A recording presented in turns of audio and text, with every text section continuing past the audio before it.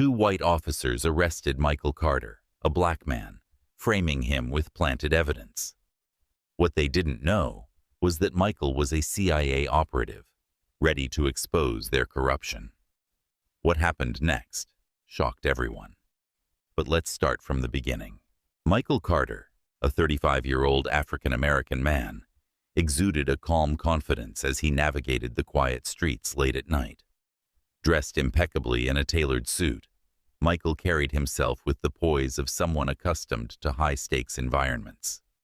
His rented sedan, understated but clean, hummed steadily as he headed home from an important meeting. However, a small but significant issue, a flickering taillight, went unnoticed by Michael, but quickly caught the attention of Officers Jenkins and Murphy.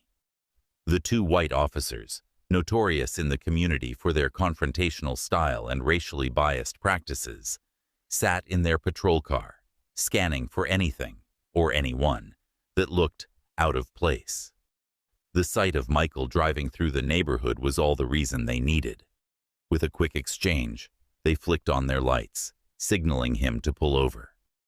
Michael complied without hesitation, pulling the sedan smoothly to the curb. He rolled down his window, meeting the officers with a composed yet polite demeanor. "Good evening, officers. Is there a problem?" he asked. Instead of a direct response, Jenkins leaned in with an air of intimidation, firing off questions about why Michael was in the area and where he was heading. The tone was accusatory, the questions vague and leading. Despite Michael's clear explanations that he was returning from a meeting and staying temporarily at a nearby hotel, the officers seemed determined to escalate the encounter. Murphy circled the car, his flashlight scanning every crevice. "Step out of the vehicle," Jenkins barked, ignoring Michael's inquiry about the reason for the stop. Reluctantly, Michael complied, his instincts warning him that this was no ordinary traffic stop. Moments later, Murphy triumphantly announced, "Well, well, what do we have here?" He emerged from the trunk with a small zippered bag, unzipping it to reveal a stash of drugs Michael had never seen. His heart sank as the realization hit. The evidence had been planted. Cuffed and loaded into the back of the patrol car, Michael's mind raced. As a high-ranking CIA operative, this false arrest threatened not only his reputation, but also his covert work. Little did Jenkins and Murphy know, their decision would set in motion events they could never anticipate. Word of Michael Carter's arrest spread quickly through the police department, creating a ripple of excitement among the officers. Jenkins and Murphy, brimming with self-satisfaction, wasted no time boasting about their so-called big bust to colleagues in the precinct. To them, Michael was just another perp, and they reveled in the false narrative they had constructed.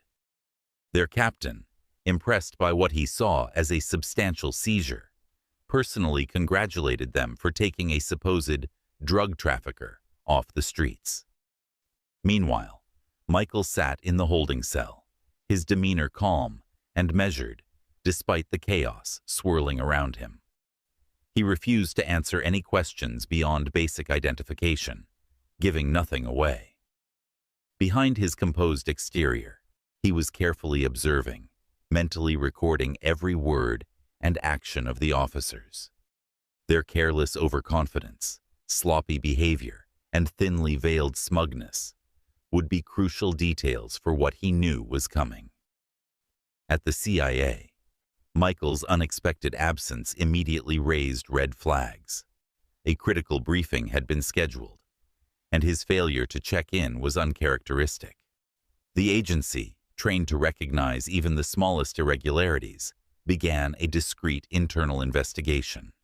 His colleagues quickly pieced together that Michael had been taken into custody by local police, and the news set off alarm bells.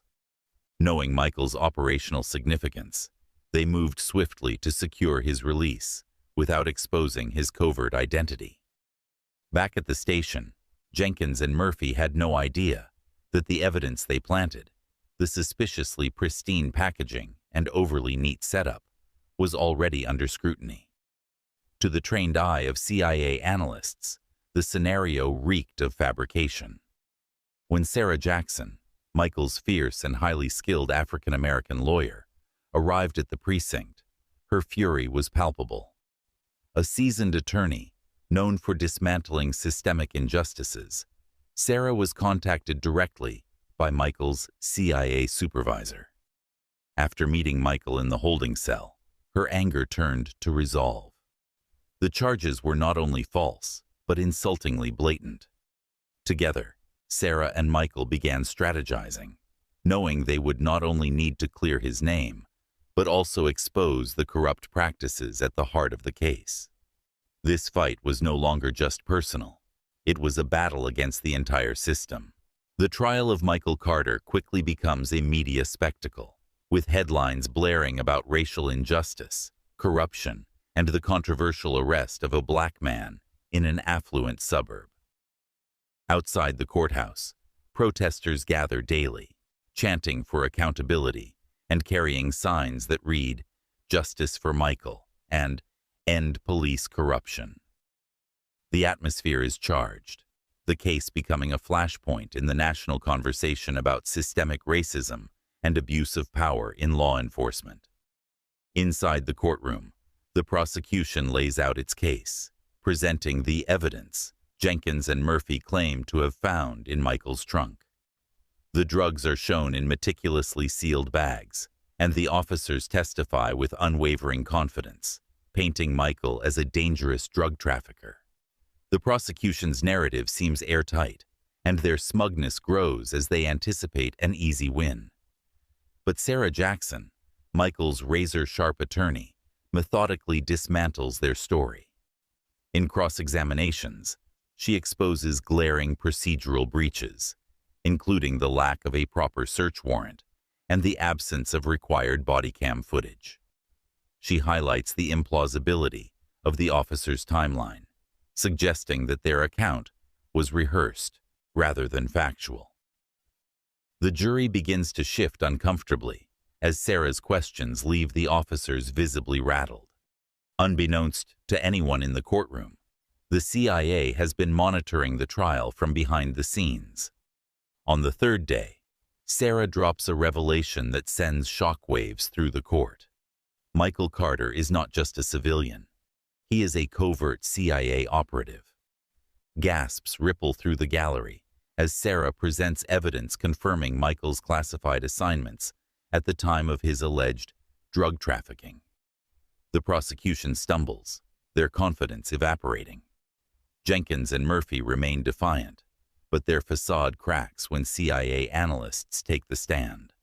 They reveal tampered surveillance footage from the patrol car, proving the evidence had been planted. The final blow comes when a whistleblower from within the police department steps forward, testifying to the officer's history of targeting black drivers and fabricating charges. By the end of the proceedings, it's clear that Michael is innocent, and the real culprits are the officers who abused their power. The courtroom is left stunned, as the trial not only exonerates Michael, but exposes deep-rooted corruption for the world to see. The jury deliberates for less than an hour before returning with their verdict: not guilty. As the foreperson announces the decision, a wave of relief washes over Michael Carter. The courtroom erupts into applause, with supporters in the gallery embracing and cheering. The weight of months of accusations and public scrutiny lifts from Michael's shoulders, but as he sits quietly, his emotions remain conflicted. While justice was served for him, the damage inflicted on his life and reputation cannot be undone. Jenkins and Murphy sit stone-faced, their earlier bravado now replaced by the realization that their actions will not go unpunished. The judge orders an immediate investigation into their conduct, and within weeks, both officers face criminal charges for perjury, evidence tampering, and civil rights violations. The revelations from the trial spark national outrage, with protests and town hall meetings across the country demanding widespread police reform. Calls for accountability grow louder as activists and lawmakers push for an overhaul of policing practices. Though vindicated, Michael finds little solace in his victory. The ordeal has left scars, both emotional and professional. He reflects on the countless others who were not as fortunate, whose voices were silenced, and whose lives were shattered by similar injustices. Determined to turn his pain into purpose, Michael agrees to testify before Congress. Standing before a packed chamber, he recounts his harrowing experience, highlighting the systemic failures that allowed such corruption to thrive.